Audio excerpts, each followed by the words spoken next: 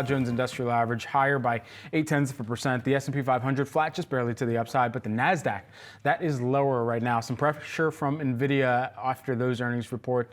And then additionally, taking a look at the decline here, it's down by about 0.4%. That is following those fourth quarter results from NVIDIA. Joining me now, we've got Robert Pavlik, who is the Dakota Wealth Management Senior Portfolio Manager. You're looking at a variety of factors here, Robert, that are driving the recent volatility we've seen. What are they? So, I mean, you have inflation. Inflation doesn't seem to be ebbing at all. You have concerns about growth of the overall economy. Retail sales report, the Walmart report, that's concerning people. Tariffs are concerning people. Trump is talking about raising tariffs not only on, China, but Mexico and Canada. He's talking about reciprocal tariffs.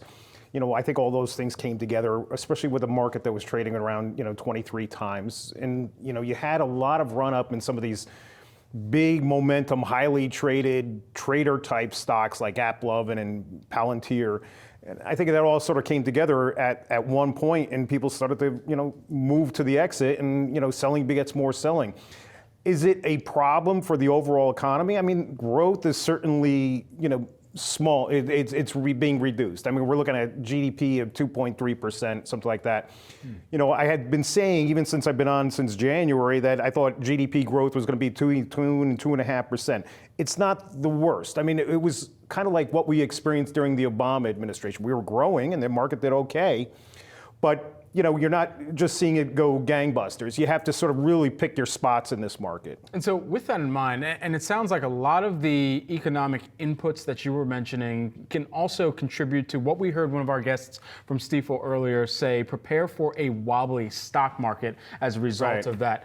What would you use to describe what type of fluctuations we're expecting to see over the course of this year? So what worked all sort of last year, is probably won't work all this year. You're not going to have all these big Mag 7 type of rallies that are going to carry the overall market. It's already the long trade right now. You have to actually do your work and find companies that are good quality names depending on your risk tolerance. If you have a high degree of risk, then maybe, an AppLovin, a Palantir, a Snowflake matches into your portfolio. But if you're like the rest of us, I mean, who, are somewhere between, 5 and 7 on a risk tolerance of 1 to 10, you're probably looking at, names that I've suggested in the past, like Costco, like Google or Alphabet, or like TJX or AJ Gallagher. Yeah. I mean, these are good, solid names that are doing really well. And nobody talks about them in the market. Nobody ever talks about AJ Gallagher except when they report. Nobody ever talks about TJ Maxx except when they report. So these are the types of names that I look to put into my portfolio right now. And so how does that factor into the barbell approach that we're increasingly hearing strategists talk about right now? So I think you can have some exposure to technology. You don't have to have, these crazy high beta names in your portfolio, but you could put Apple in there. I think Apple is a solid company. It's not growing tremendous amounts. It's not the cheapest stock in the overall universe, but it's a good quality name that I don't think you have to really worry about losing sleep over. You could even sort of expand your horizon and maybe add a little bit of risk to it with like an ANET or even a Broadcom. Yeah. But just know what you own. Then I think you have to look towards, what else do I put into the portfolio? A lot of activity has flowed into the healthcare space. Now, look at things like Merck recently. Merck, has been a terrible stock, terrible performer. And all of a sudden, over the last week or two, the stock has spiked up. Everybody's got to own Merck.